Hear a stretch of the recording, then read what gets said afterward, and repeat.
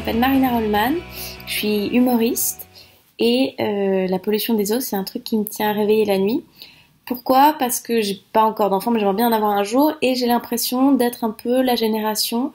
de transition où on est passé d'une vision du monde et de nos ressources comme des choses infinies qu'on pouvait aller explorer et qui recelaient plein de mystères,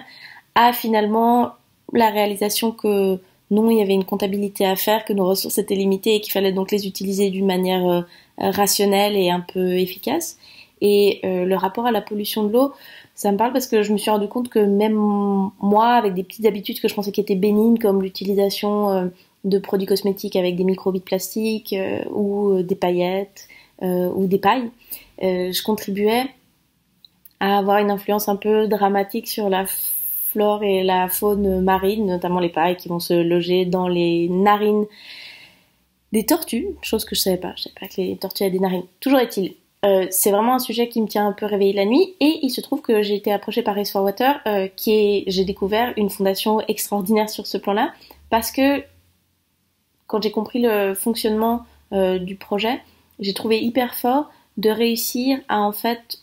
mettre en lumière un mécanisme qui, dans un pays comme la Suisse, finalement est caché, fait partie des coulisses, c'est-à-dire la valorisation des déchets plastiques et leur transformation,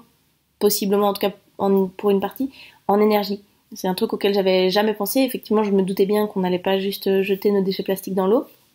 mais voilà. Il se trouve que c'est pas le cas dans tous les pays. Le projet de Race for Water de réussir à créer un cercle virtueux entre le fait de payer les collecteurs de plastique, de faire en sorte que ces plastiques n'atterrissent pas dans l'eau et ensuite de faire en sorte que ces plastiques génèrent de l'énergie, de l'électricité pour la communauté où les machines sont implantées. Je trouve ça